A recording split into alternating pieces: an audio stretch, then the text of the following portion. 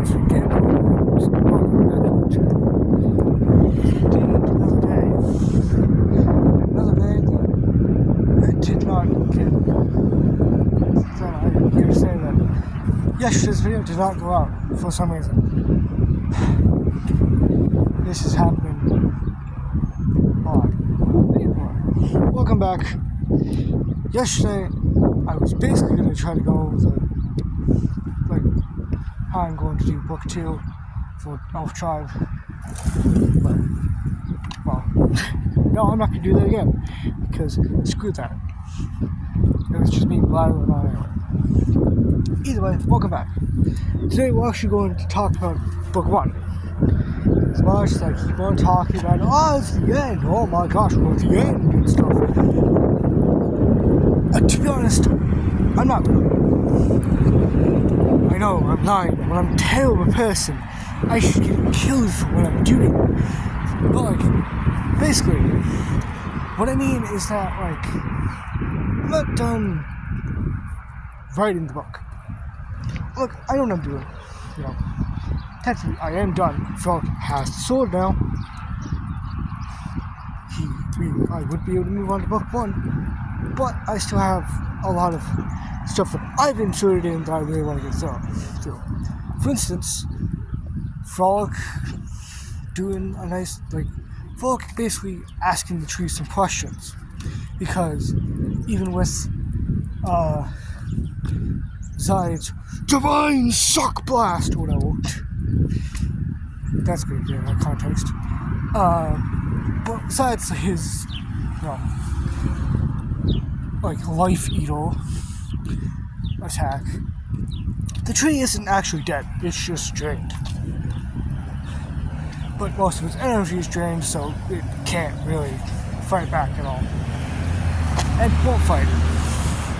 Because what Life Eater did is that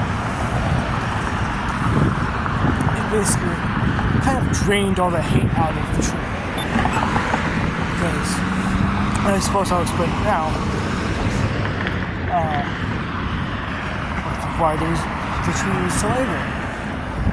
Basically, in my version, the tree was not just angry for no reason.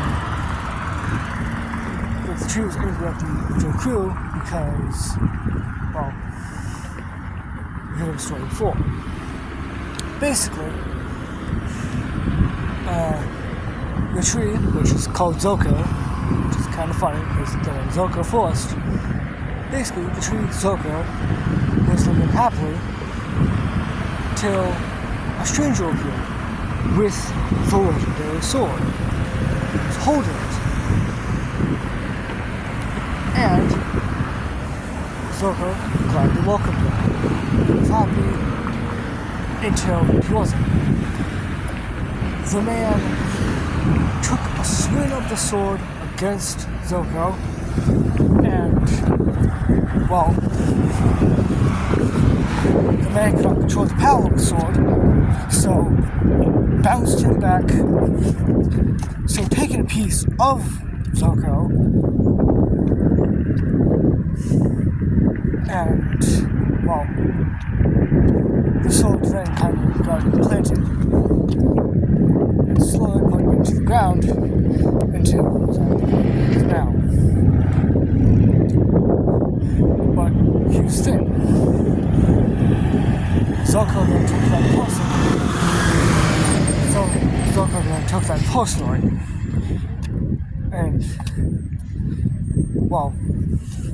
the thing is, the part of Zoko that was taken off, or that, the part of Zoko that was damaged or attacked, a piece of it came off and attached into the sword, which, would mean that it could puncture, so, whatever.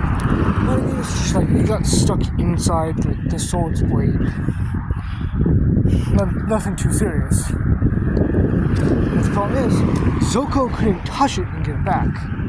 He couldn't just take it back easily. What it is, the sword has a divine aura around it. It can't mean that no beings of, anger or evil intent will get it back.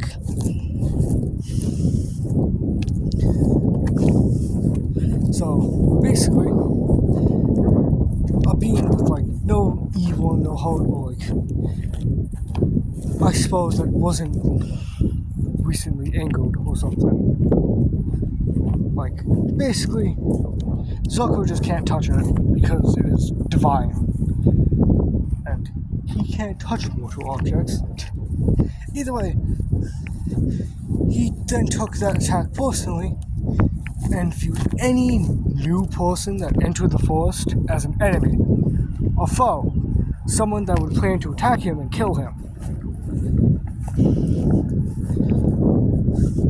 And since that person disappeared, a lot of people started to come in trying to find him. And, well, when the person got past, found out that the man was dead. This man who held the legendary sword is dead now. So the sword, the person quickly got out, and the sword in the stone spread. The rumor did that. Either way, that's why he was angry. But another question that Frog asked was, how did you get here, or why were you planted? Now that story is one that is the reason why I can't go on to book 2 yet, is because I want to put that story through. Basically, the story is the person who planted him here, or was put him in Zuko Forest, was a beautiful blonde elven woman whose garbs could not be forgotten. Green. Strangely, that sounds familiar to Frolic. Until, snap, Frolic pulls out a picture, family photo, of that, and shows it to Zuko, and points to his mother. And he's like, do you mean this woman? And Zuko agreed. That is the woman that planted him there. The woman that gave him life.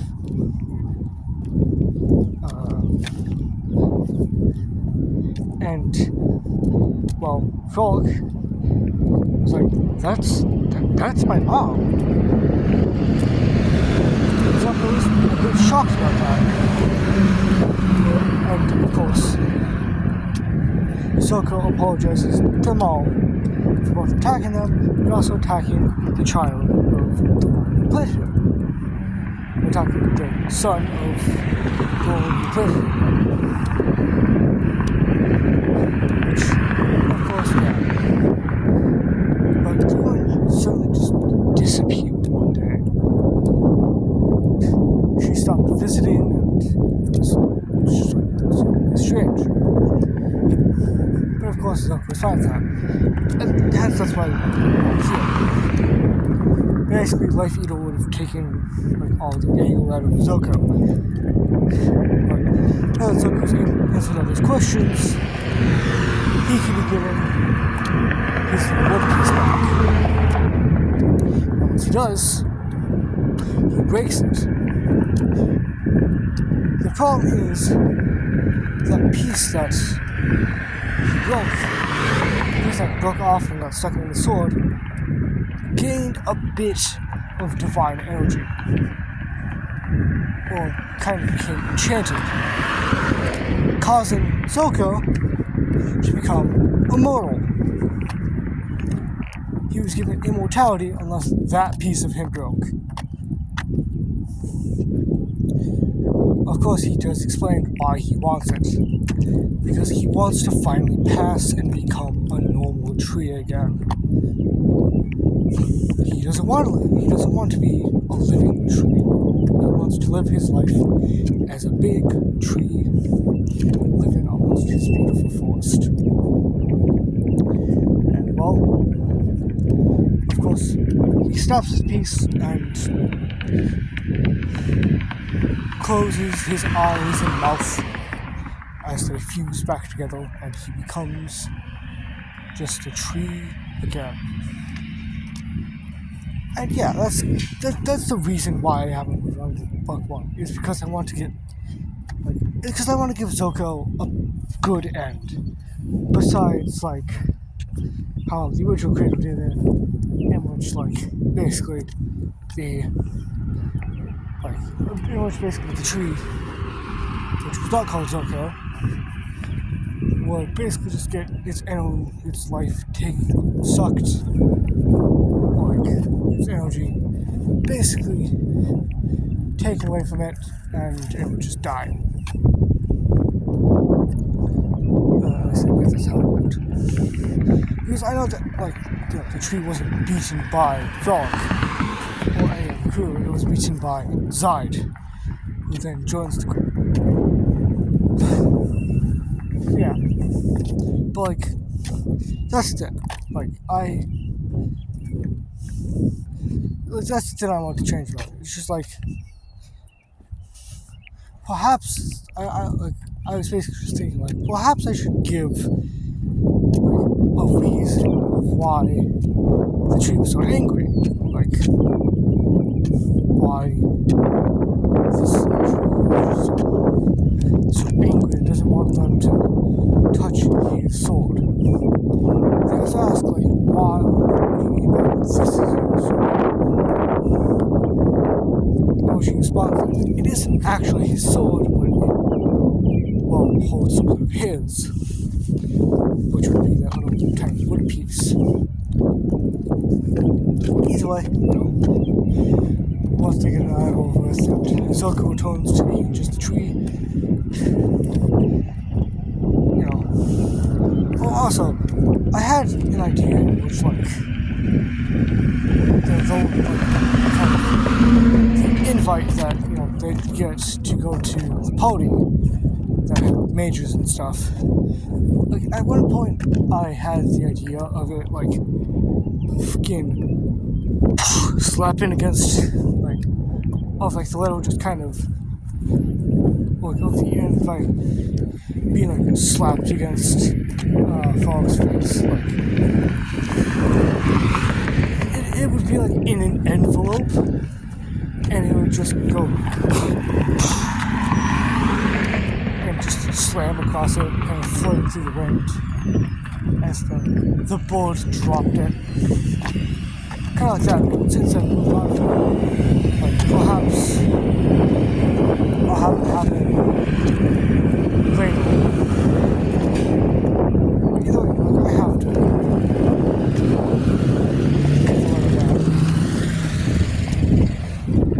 But yeah, we'll make it into book two.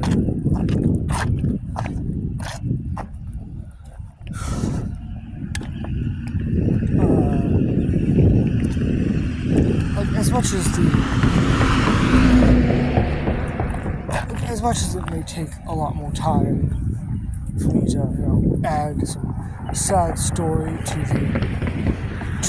the little tree, I feel like it's pretty good because either way, the point was this is supposed to be a book. This is supposed to be at least a bit longer than how I've been putting it. So, I trust that. I kind of want to elongate it more. And perhaps that's what I'll do with